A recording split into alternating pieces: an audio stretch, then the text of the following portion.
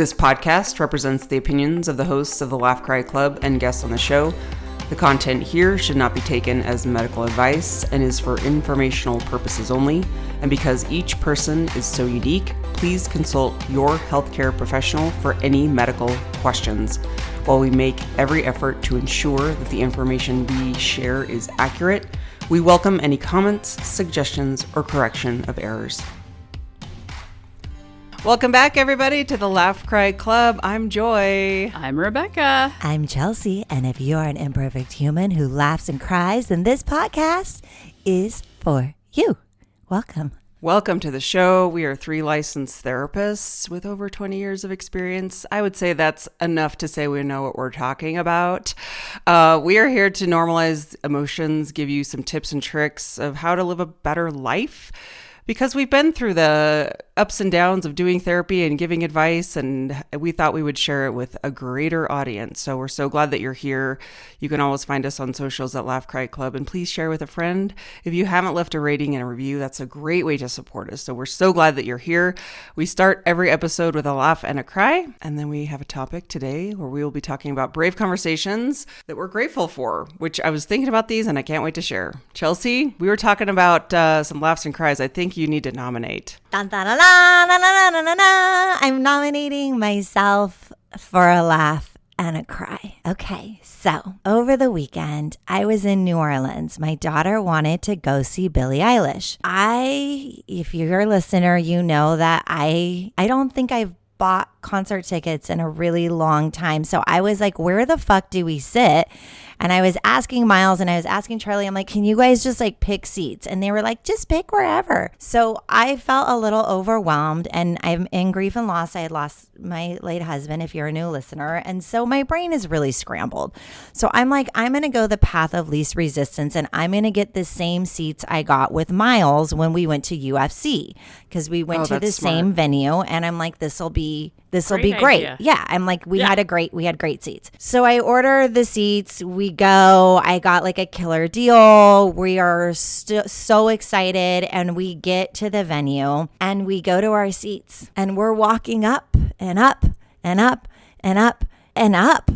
And Charlie's like, what are these seats? And I'm like, oh my God, we can't go to these seats. Like, I did something wrong. And so I'm like, go walk down. So we walk down, and there's like some empty seats, and we sit in the empty seats, and I'm pulling up the tickets, and I'm like, oh my God, I did it wrong. Instead of the 200 row, I ordered the upper 300. Level. I ordered the worst seat you could possibly, if you picture the worst seat. I mean, we didn't even make it up there. We just fucking turned around. We're like, we're done.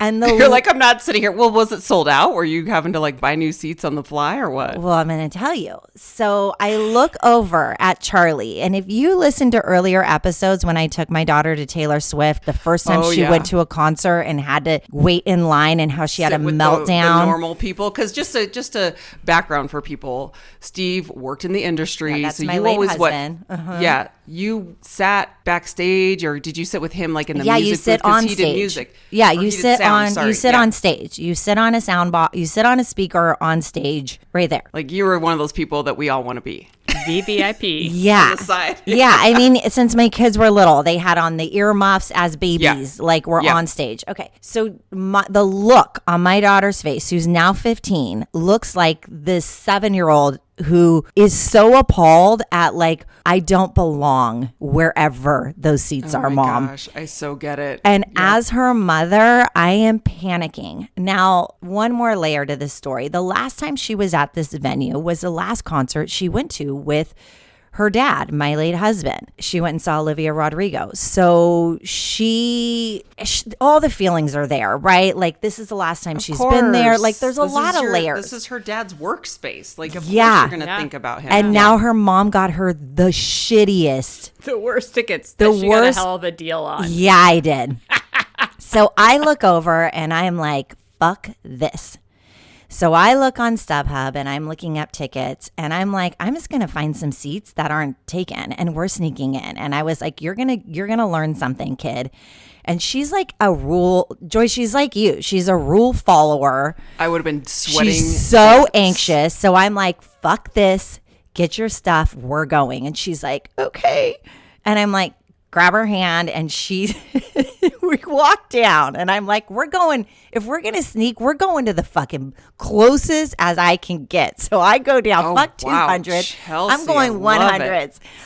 So 100. 100, baby. So we go down, and of course the woman, there's like the security, she's like, I need to check your tickets. And I'm like, well, I'm row 102. And she's like, well, that's fine, but I need to see your tickets. I was like, well, I can't see my tickets because I have old eyes. So you're going to have to wait. So I'm like, what the fuck do I do? I'm scrambling. Charlie's like ready to have a panic attack.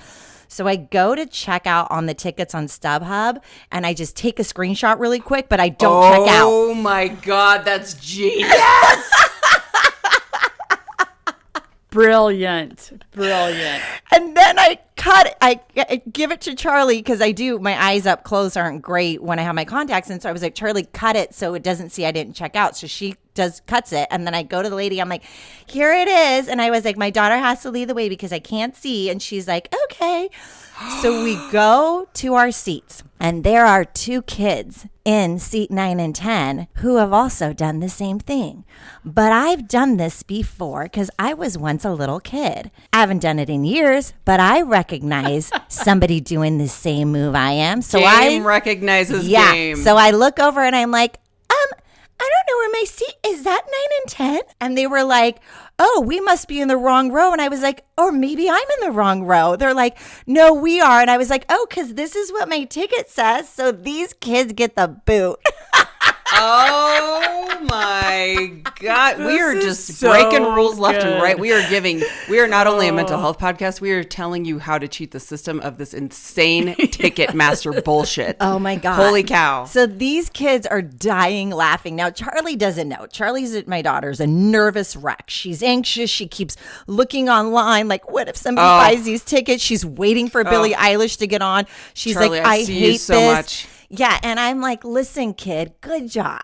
Isn't this like kind of fun? Like, she's like, no, it is not. So the kids move in front of us, which of course, then they wait for 2 more to open up, and then they get their other friends. And I see they're doing the same move I am. They're taking they're literally. That is so freaking smart. Which was amazing because here we were. So the show, Billie Eilish comes on, and I look at my daughter's face, and she is screaming her head off, and she's so happy. And I'm like looking up and saying to my late husband, baby, thank you. Like, thank you. We did all right, and you've got us. And so we enjoy the concert. It's so amazing. And then she starts singing Ocean Eyes, which reminds me so much of Steve. He had these really deep blue gray eyes, and I used to say the way that he looked at me was like he could see my soul. And this was especially true the closer and closer he got to death. Every time there was like massive medical sideways stuff, it was like we would lock in, and I would be like, keep your eyes on me, look at me, and I would hold eyes with him to ground him and to breathe and to help him every time we had like the emergency medics, all that kind of shit that we went through, all this trauma, because he went close to death three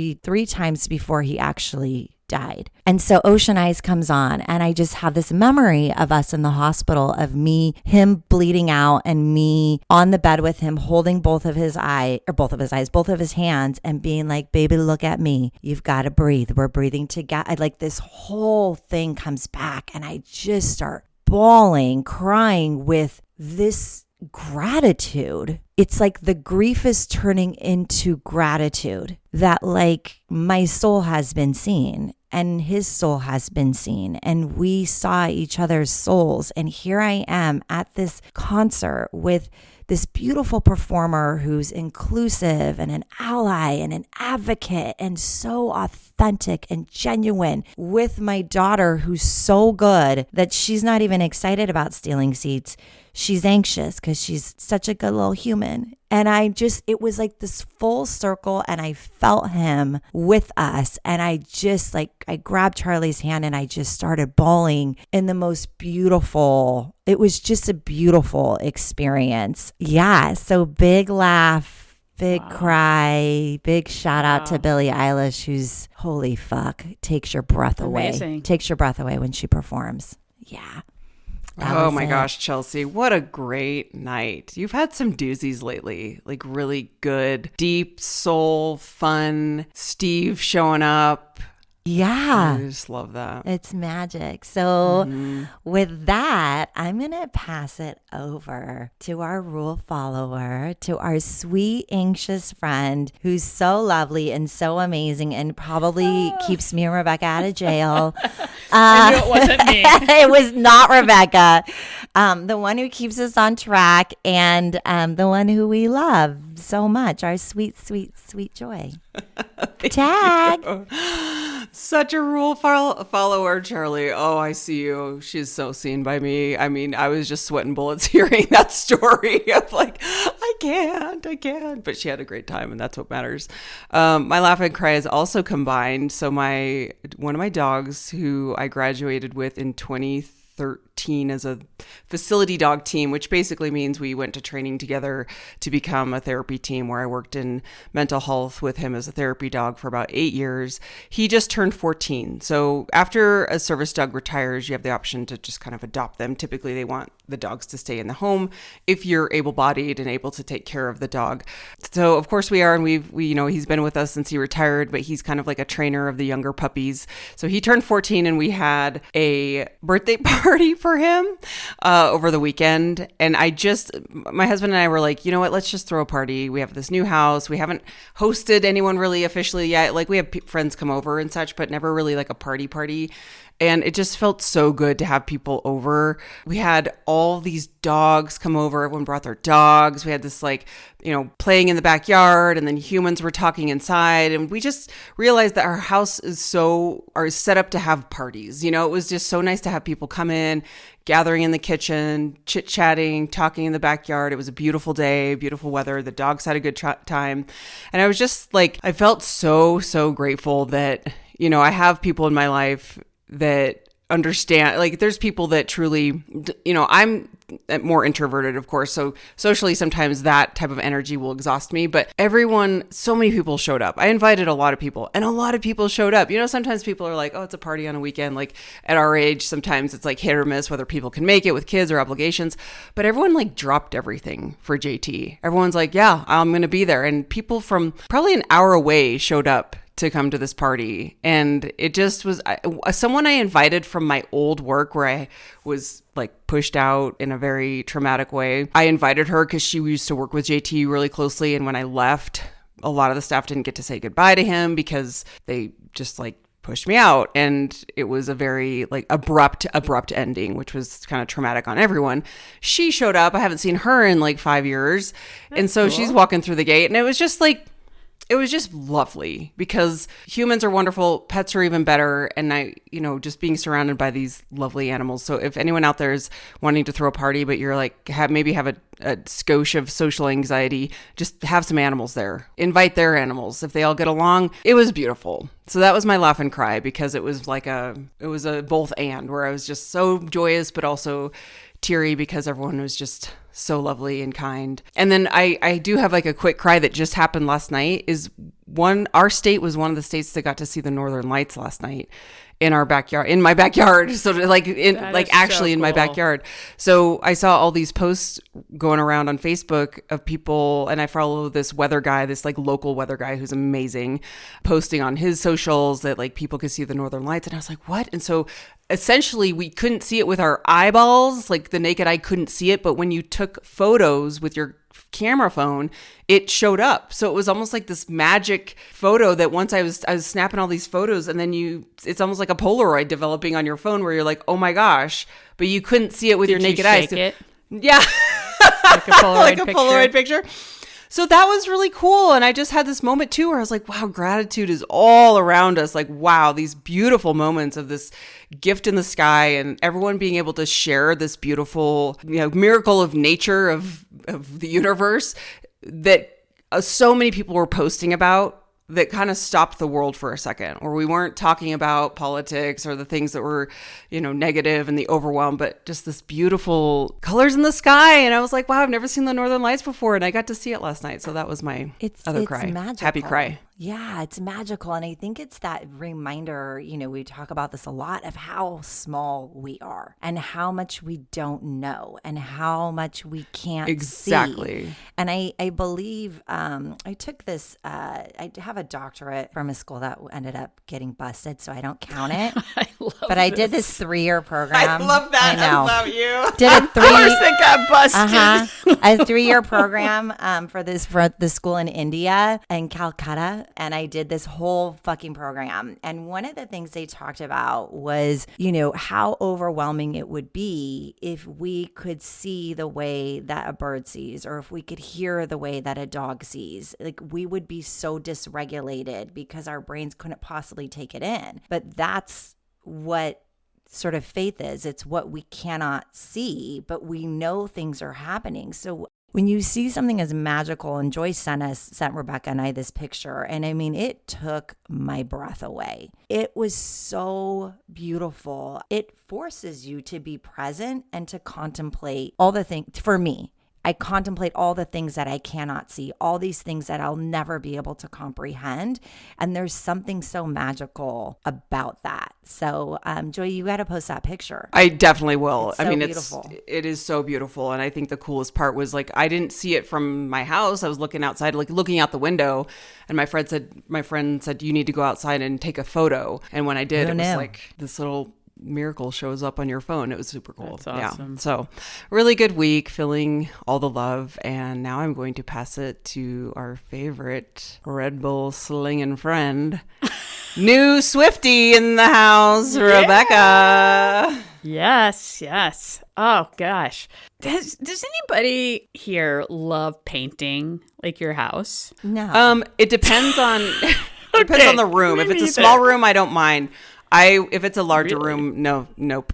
Okay. I've decided after this week that I reminded my wife, Robin, that if I start painting a room again, to remind me that I have decided I never want to do that again, and we're hiring somebody. Okay. So my laugh and cry is a combo. Sunday morning, I'm thinking, I'm going to paint. I've already painted this room, but it needed like touch-ups, if you ever get the lines just not right. And sure. I'm like, so it was like the same color, not like an overhaul. Yeah, same color. But then I was also painting trim, so that's fun. You have to tape it all off for like most of the entire house. Luckily, my house is small. Terrible. This like okay. Terrible. The fun part is, though, that I'm listening to the Taylor Swift album, the new one, on repeat like 5 times. So it's like, yeah, my dogs were over it. But so I have a pretty tiny house. So I moved all the furniture away from the walls and all the dog beds and stuff. And everything's like cluttered. So the dogs are like weaving in and out of these mazes trying to get around because they can't stay still. They have to follow you everywhere you go, right? I have the ladder out. I'm doing some ceiling paint touch-ups. I'm doing touch-ups with some gray paint up near the ceiling, and then I'm doing trim. So I have like these 3 different things going on at once. Plus, let me say, I'm a really messy painter. I don't know how I do this, but I had paint like all over my legs, and I don't know how. But Rebecca. What? Okay, Robin. Actually, Robin. She wasn't there, so it was just me. Robin, okay, but she knew you were doing this. Did she know you were doing this? Yeah. She left. She's like, I'm out of here. I don't need to see this. She had to go to her mom's house, but yeah. She did. Because she's like, peace out. She knew her wife was going to be a fucking shit show. Yeah. Well, I've gotten better. Like, I didn't get it, all over the furniture. I put tarps over it, so that's awesome. But, I'm painting my ceiling, and then I have a tarp down. Here comes Ruby. Ruby decides, I'm going to lay on this tarp while you're on this ladder painting the ceiling. Then here comes my dog, Fritz, lays right on the tarp. And I'm like, oh, shoot. And then I hear drip, drip, drip. And I'm looking at my dogs, and now they have white ceiling paint on them. So, they just lay there like nothing's happening while we're jamming out to Taylor Swift. Then I decide I'm going to have this very tiny brush, like you would do painting crafts with, but I'm using it for my wall. Let me also say, this is textured wall and ceiling. Absolutely despise that. when I ever get a new house, I will not have textured walls or ceilings. This whole thing sounds like a disaster. Yeah. It probably was. As soon as you just said the little paintbrush, you Yeah, had 'cause a. I had to have a straight line, okay? My OCD Oh my was God, coming out. Rebecca. That's impossible. I don't know how they do it. I tried to do that when I painted last year in this house, and it was driving me crazy. Where I ended up just painting the ceiling the same color. Yes, I think I was like, I need to take a point from Joy and just paint the ceiling gray too. But yeah, so I'm up there painting it. I'm like, great, looks good. And then I'm like, but I've got some gray on the ceiling now. So I let it dry, and then I tape it all off, right? And really, I am on this ladder taping my ceiling in the living room. And then I am like, I'm going to get the ceiling paint with the little white brush because I don't want to flood it too much. So I do that. And then it's dry. At this point, Robin comes home. I'm like, okay, I can take the paint off. I start to take the paint off. You know what The happens? paint off or the tape Or- off? It's a slip. The tape off. I start to take the tape off, and guess what happens? It The paint peels. comes with it. It peels my freaking gray paint off. So now I'm like, I have to paint that over. Like 3 times I went through Yeah, this, it's up like- and down it's- these ladders. Yeah, it's like What's you the get point? one side then the other. Yeah, it's this is where The I'm like, painter's oh. tape. What's the point if it takes the paint off? Did you use frog tape or the blue I tape? used the blue tape. Yeah, you got to get the frog tape. The frog tape is now the thing that you have to It's use. the best I one. learned this stuff. Okay, I'm just But going to then- save you all. Just, so I was you're crying. not painting anymore, Hire. Rebecca. Hire it. Hire it hiring out. somebody. Hire it out. Fuck the frog tape. We don't need the blue tape. Rebecca, you How about no tape? have a Yeah. lot No of tape. you have a lot of talents. Painting is not one of them. It's not. That's a It's brave not. conversation for you. Thank you. Thank you. welcome. You're Thank welcome. you. I will. Yes, I agree because I'm a disaster. Like I had paint on my ass. I went to take a bath and I'm like, how did I get gray paint like under my shorts? I don't know. It's crazy. That's my laugh and cry because it was funny. It's the whole fiasco, and then I was working so hard for the straight line. really and then, were. I it see was- you. Oh man, that was me last year. I was so upset. I was going insane. I was buying every type of tape. I was looking on YouTube of how the painters get the like perfect line. Yes, And it's impossible. It's just impossible. It's an art. It is That's an true. art. I mean, That is that's true. the Thanks, thing. Chelsea. It's practice and 10,000 Well, hours. and look at us. We're like, I can do it. It can't be that hard. There's a reason why No, people get there's paid a to reason. paint. Remember Yep. when my office was orange? Remember when that Yes. happened? Yeah, you didn't. Yeah, you didn't like it. you No, didn't like it it. was horrible. Yep. And you know what? I was grateful that I didn't do it myself and have to to do it redo it again. Yeah, my poor cousin and my buddy did it for me. But yeah, Rebecca, you painting reminds me of being at the beach, and I'm like always covered in like so much sand, and I'll have sand up my ass, and I'm like, how do I have sand in my ass? Get Like your sand in your. I'm always like a child covered in sand, and you describing it just reminds me of a little kid just like covered. Yeah. Where you look and you're like, Mom, I don't know. Like I just don't know what Yeah. happened to me, but it's bad. I need help. I think that's what it is because I have like this little bit of kid energy in me, and it just follows me around, and I'm just like making a mess. Oh, it's so great. It's like I love that. Pigpen from Charlie Oh yes, Brown. I love. Yeah. So yeah, it was funny and also very sad and frustrating.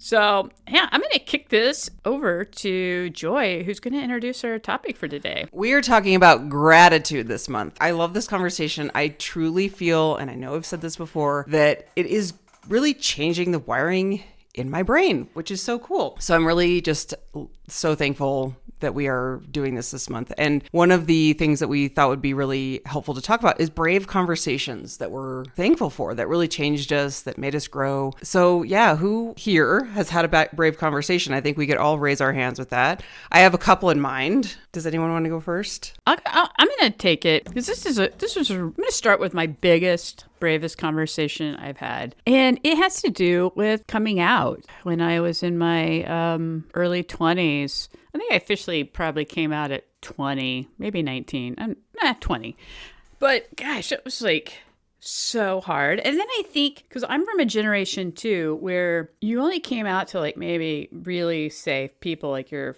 family, possibly if they were accepting. So it's like family and some like really close friends. But then when I went into workspaces, I couldn't be out because it was just, we're in a different we've been in a different time space where I think younger, like Gen Z, maybe even millennials have been able to be out more in workplaces. And I couldn't be out. So it's like I was always just kind of withholding myself. And then I think as I would say probably in the last 6 years, I became more comfortable with being out at work, but I also was in places that were accepting of it, right? And so having these conversations and being able to be like, this is who I really am and share that was completely liberating. And I feel like really brave because, I mean, people are always ridiculed or you risk so much by coming out to people.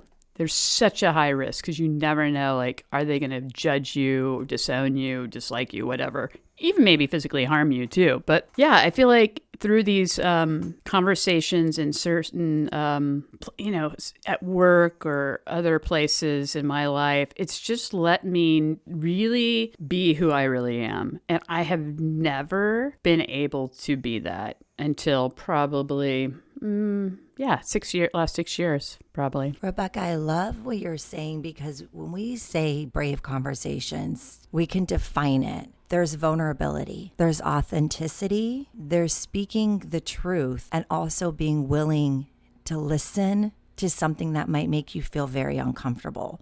So it's high risk and high payout, even if it doesn't go well. And I want to say that because I think about sexual trauma, an area of expertise I have. And I think about when I've worked with clients who have said, like, I want to confront whatever, my mom who didn't protect me, or I want to confront my dad, or I want to confront this uncle. And my conversation I have in therapy is always like, what's the why behind it? Because we can't do it because we want them to have a reaction or we want them to say sorry or we want them. And what happens is the client works through it and they come full circle to realize this is for myself. This is because I'm no longer going to pretend at family dinners. This is because I'm no longer going to sweep this under the rug. And so when we have these brave conversations, I'd like you to think of that is the gift to yourself, to be in alignment with yourself. That's so true. And God, it's beautiful. I can't even imagine, Rebecca, what it was like for you to come out in that day and age, coming from a conservative area that you lived in, thinking about how you go to work and cut off different pieces of yourself, thinking about relationships and secrecy and all these things people hold because of fear, worse than rejection, fear of physical harm, fear of somebody doing something terrible to you. It's ultimate bravery. But once you do it, Rebecca, once you did it, how was it to keep doing it? Oh, I mean, it definitely gets easier, right? Yeah. It's like you rip that Band-Aid off. And then I think you gain more confidence in yourself and this goes for any brave conversation. Once you've had one, then you gain more confidence and you can recognize, like, I've got me. I don't need this other person to have me. There you go. I'm going to save it. I'm going to say it to them because I know I can trust myself and I'll be able to handle whatever happens. I don't think you know that prior to it or maybe the first time. It just takes practice. I love that. That is her hope, right? Our hope for other humans. That's a great way to say that, Rebecca. I'm thinking of other people that are maybe just considering what a brave conversation would look like. And do you remember maybe the buildup of when you were making that decision of, like, when was the right time? I think a lot of people might benefit from, like, oh, yeah, when is the right time to have this conversation? When I was younger, I feel like that's a totally different generation. And it's so far in the past now, like 1920. And if I look now, say in the last 10 years of decisions I've made, I think it's so hard because you're always like strategically thinking of when do I say this? You're so on offense. Or is it defense? And I think you're on offense because you're like trying to figure out where the defense is going to be, right? That sure. You're like, how are they going to react? Am I going to lose my job? Or am I going to lose respect for these, say, direct reports I might have that for some reason, why would I want their respect anyway if they like disrespect you because you come out? But these are the things people think of. And so I think you're always trying to strategize, and I don't know when there's a right time or not. It's just when it feels right to you, and that's it. And take as much time as you need to think about it. And I think some people are like, well, it doesn't matter. There's never a good time. Well, I think there's certain things and hard conversations that we have where I think it depends on when is the right time for the person. I want to reiterate that. It reminds me of when people are leaving a relationship, and in therapy they'll say, or even coaching, they'll say, well, when do I leave? And I'll say, it'll become so evident to you. It'll be such a slap in your face. You won't be able to not leave. And that's how I look at brave conversations. You won't be able to not have the brave conversation because it's impossible. And to your point, Rebecca, your body just will do what it needs to do. We can plan it. We can make a script. We can do all of it. But the time when it's right, it's an intuitive, instinctual thing. And so I think you have to trust that, because people say, I wish I would have said this thing. I should have said it then. I wish I would have. I think we really have to honor our own process, that the time will come when it comes, and you will know when it is that time. I think of a brave conversation when I was in therapy. Oh God, I was probably 23, and my family, it was brush everything my mom talk about everything, rehash it 4 zillion times, and she would defend her position of whatever happened, over explain, and it was kind of a nightmare. And then my dad was brush it under the rug, shut it down tight, and avoid it. And he would be so physically uncomfortable to be around that you didn't want to have the conversation. And I remember in therapy, my therapist, Dr. Steinberger, who I adored, he said, Chelsea, you're going to have to break that. If you want to have an honest, open, authentic relationship with your father, you are going to have to call it out. And I was like, there's no way. He'll destroy me. When I say that, meaning argue, nail the coffin, shame, all of that kind of stuff. My dad sucks to argue with. Dad, if you're listening, I love you, and you know this about yourself. And we've gotten a lot better, okay?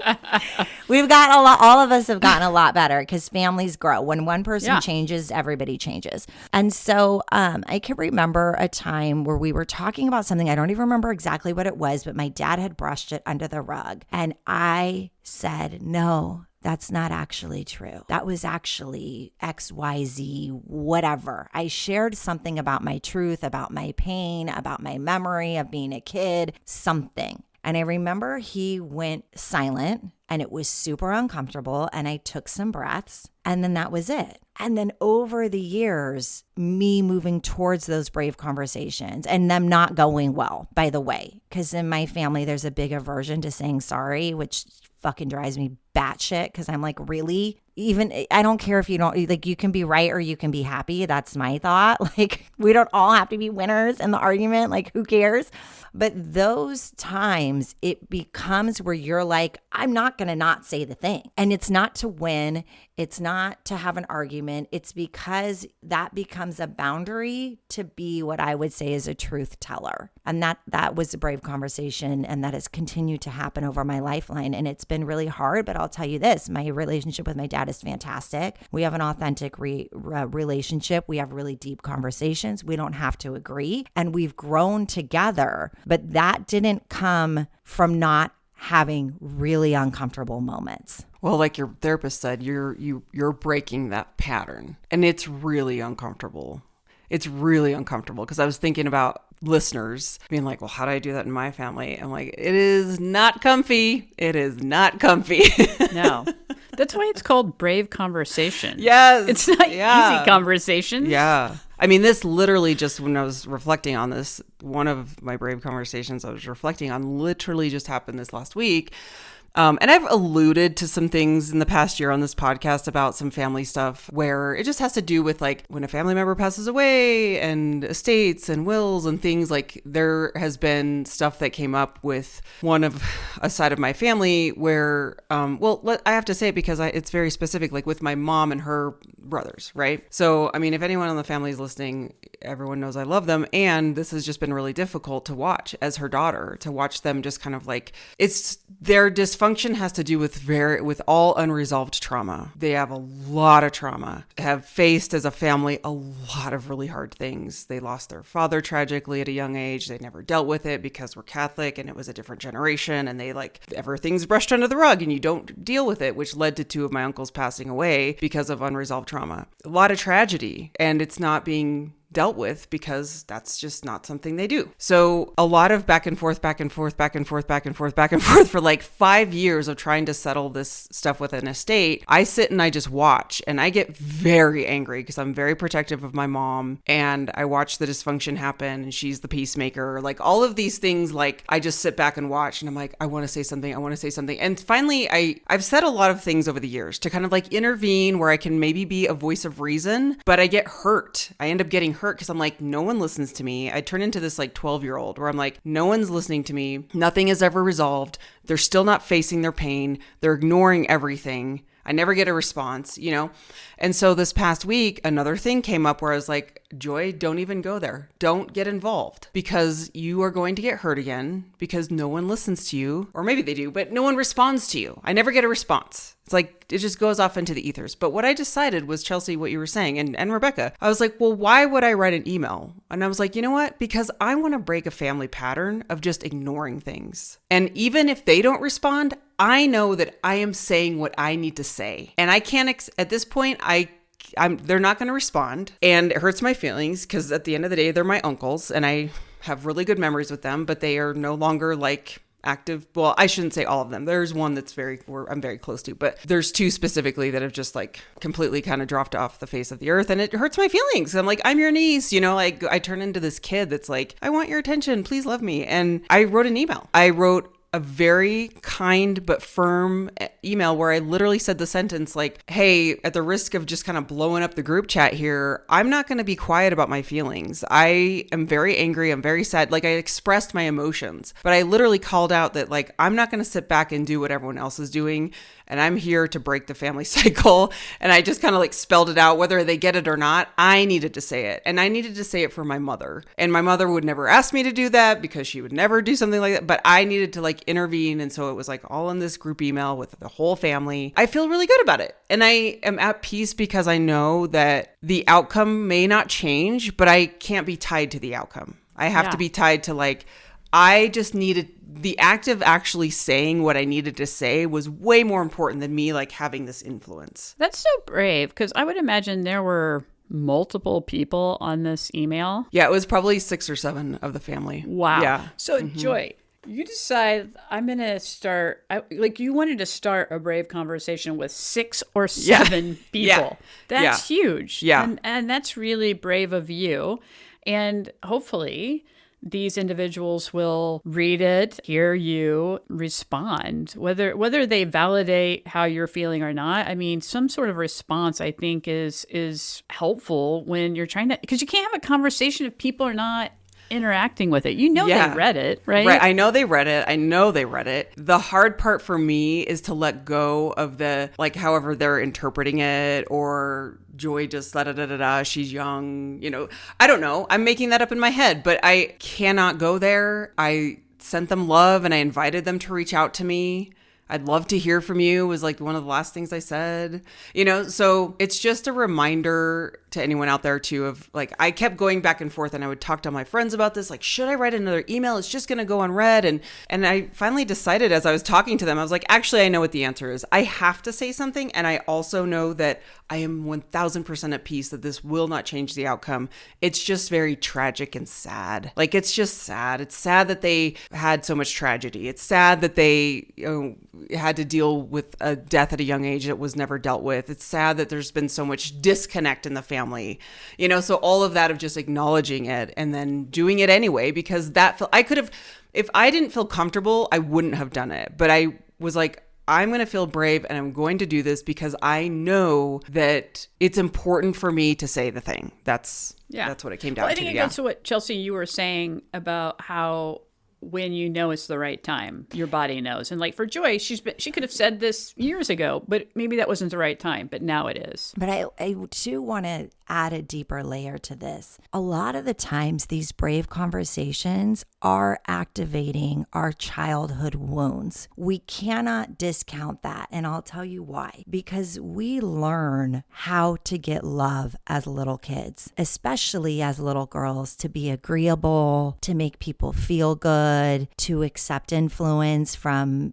especially the men in our family, to be sort of compliant. And so, Joy, when you were having this email or when I'm having a conversation with my dad, and I'll tell you, I have spun the fuck out. I mean, my dad it's like I activate a wound in him, and then the explosion comes, and then I feel like the little girl again, like a little kid who's in trouble, who didn't get that comfort, who didn't have the psychological safety, who didn't have all of that. And so when you write the email or you say the thing, that is an opportunity to remind yourself, I'm the good parent now, and I'm reassuring my little girl self. You did a good job, baby, writing that email. You did a good job speaking your truth. What you say and do and how others respond is not about you. That's their own stuff. Good job taking care of you. Good job advocating for yourself. That's where our inner dialogue really has to show up, because those brave conversations for me have always had the most whiplash, where all of a sudden I start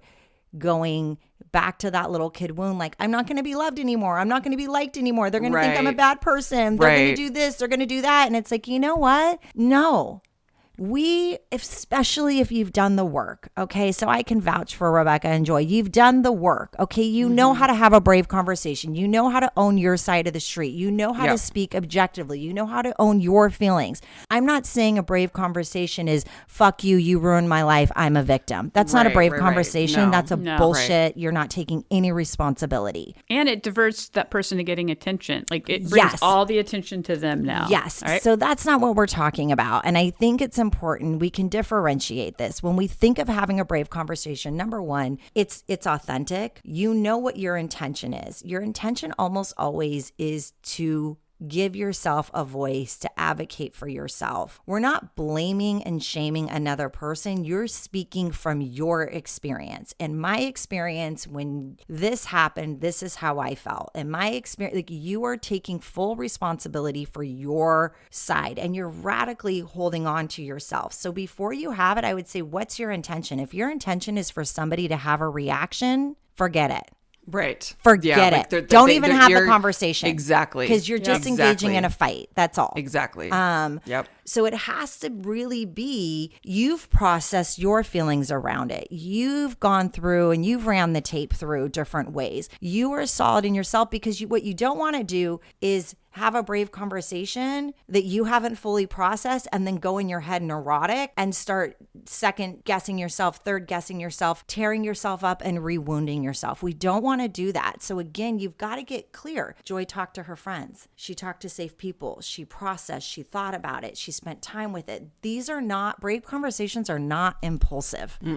They might come up. The time comes up when it's supposed to, but this is something that is well thought out. And I think we really want to make sure that we're not misinterpreting a brave conversation with, I'm calling somebody out on their shit. No, that's not what that's about. A brave conversation is for you. Right.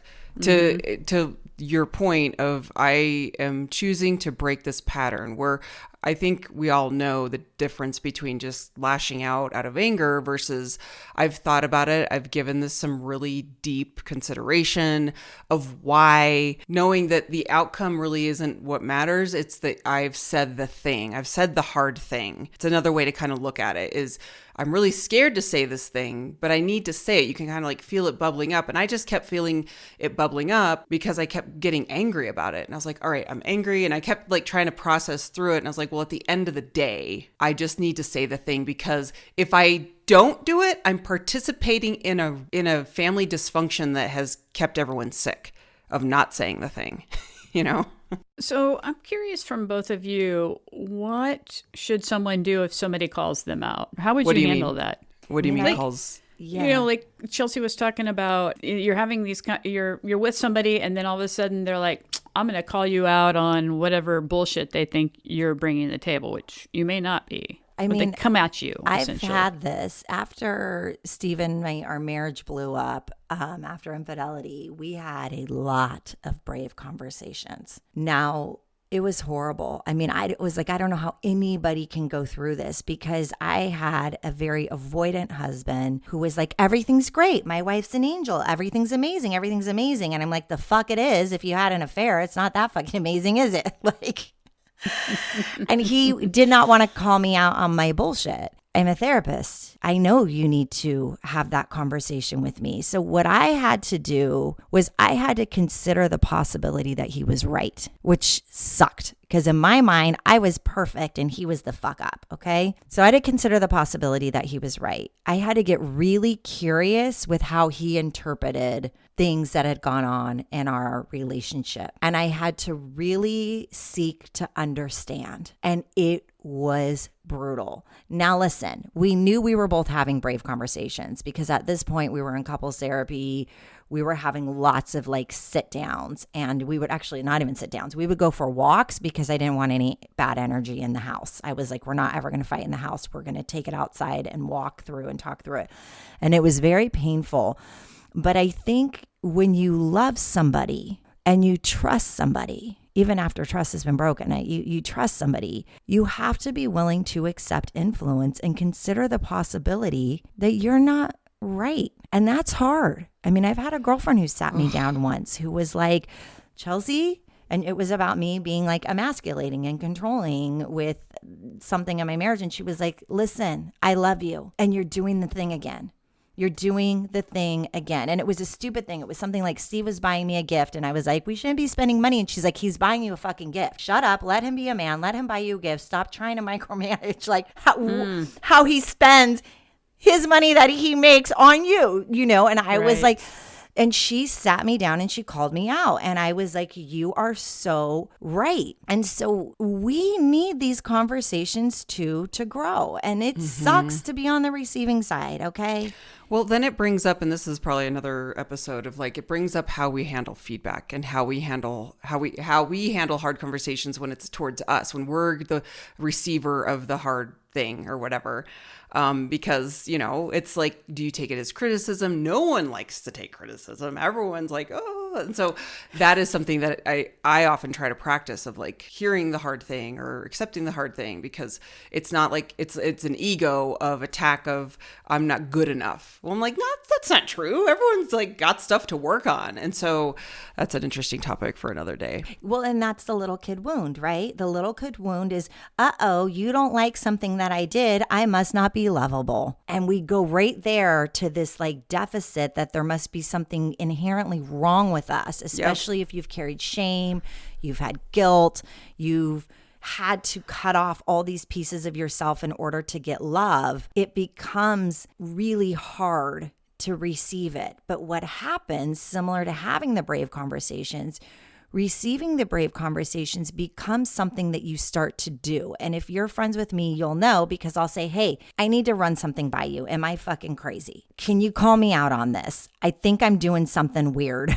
over here. Like, I'm almost like, I'm going to tell on myself, so then I can correct my behavior and I can go back and apologize. I can make amends. I can sweep my side of the street. And that's what's happened with me, is now it's like I overly sweep my side of the street because I'm seeking feedback, because I don't want it to get to the point where it did in my marriage, where it fucking exploded. Like we were throwing grenades back and forth, and it was horrible. I never want to do that again. So therefore, I won't do that again. The brushing it under the rug days and my relationships are done. They're just done. Yeah. And on both sides. And I think that's what happens. It becomes this psychological safety. We have it with our Laugh Cry Club. We have it with each other. We give each other feedback all the time. What do you think about this? What do you think about this? How do you think about this? Nobody's walking around being like, oh my God, Rebecca hurt my feelings, because we know that there's good intent and there's Such psychological safety. And we've gotten so used to feedback. Yeah. Yeah, and that takes a so lot of work. used It's to like, it. and it is brick by brick. It's so important. Speaking of brick by brick, we often reference Brene Brown, and she has a new book out, and she was on the she's been on so many podcasts, but she's on is it Life of a CEO? I It's love that. Yes. such a great show. I love that host. Oh, I wish he would come on our show. So good. We and- want you. Yeah. He interviewed her, and it was a wonderful conversation. And she often references the marble jar. You know, you put a marble in every single time you feel like you've trusted someone. So it takes time to fill up that marble jar with people. And that's such a great visual and reminder of like, that's how you build it brick by brick. But this has been such a lovely revelation around brave conversations. Hopefully, listeners, this has been helpful for you of how you are evaluating the decision to maybe have a brave conversation. And we'd love to hear from you if that is something that you are thinking about, or just, I don't know, if you want us to talk more about it. We love to hear from you. So next week, we're going to talk about how to have let's rephrase that. It's almost Thanksgiving. If you celebrate that holiday, or we're actually just going into the holiday season, we are smack dab in the middle of it. And with that comes a lot of conflict or feelings that may be dicey around family and holidays and maybe seeing people. So maybe thinking about how we show up grateful if there's family conflict around the gatherings. We'll talk a little bit about that. That was a very popular topic last year, so we're going to revisit that. Because you can't talk about it enough. So we're going to do that again. And again, you can follow us at Laugh Cry Club on TikTok, because we are just blowing up the talk. Yes. And Instagram and Facebook. Email is laughcryclub@gmail.com if you want to send us a note. And a reminder to please rate and review the show. That's a really great way to support our show. Until next time, we love you so much. We're so glad you're here. See ya. Bye. Bye everybody. That's life, baby.